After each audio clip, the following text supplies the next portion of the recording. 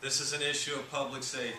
If you install rolling steel fire doors, you are doing yourself a disservice not to put all of your technicians who do that work through this program and then go out and sell that. If you don't do that, I rarely speak to a group of my superiors like this, because you guys know a lot more about the door business than I know.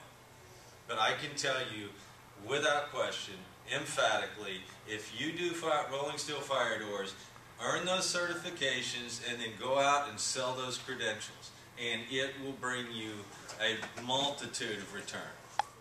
And I hear all the time, don't you have annual drop test contracts? That should be a part of every sale. The customers don't want them. They don't. That's odd. Why do they want a fire door? If they want a fire door, it must be because they're trying to protect the contents in their property. And in order to protect those contents in their properties, according to NFPA 80, every fire door should be drop tested once a year, actually twice. Once to make sure that it drops, and twice to make sure that the technician knows how to reset the door. So it all happens in, at one time. But how many of your customers know that? How many of your customers realize that chains get painted, hoods get dented? There's a lot of things that can happen to these products that are going to make them not drop that one time they need to. If you explain and educate your customers on this is a requirement. The fire door manufacturers and the NFPA 80 both say these products need to be drop tested once a year. Yes? But I run across building owners who don't understand why they have a firewall. They say the architect drew it. He tells me I got to put this expensive fire door on this opening. Nobody's ever explained to him the advantage of having it, of averting a total loss. Right. Or why the code says it. Yeah, yeah. And I mean, you're coming in and you don't feel like you're the one that needs to teach the 1 hour course. Somebody should have done that ahead of you.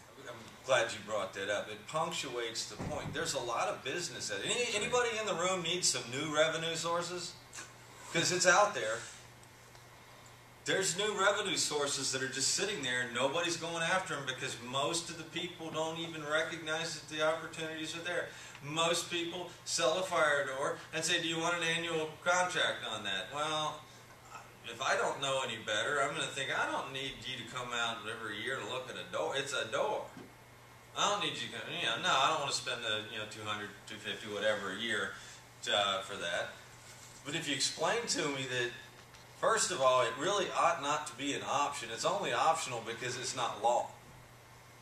But it is a standard. And there's a reason why there's a fire door here, as you're saying. There is a specific reason why it's here, and it's chump change to look at the big picture and not see the value in having that door inspected and drop tested once a year. That way, and talk to your insurance company about it too. You might find out that that's going to more than offset the cost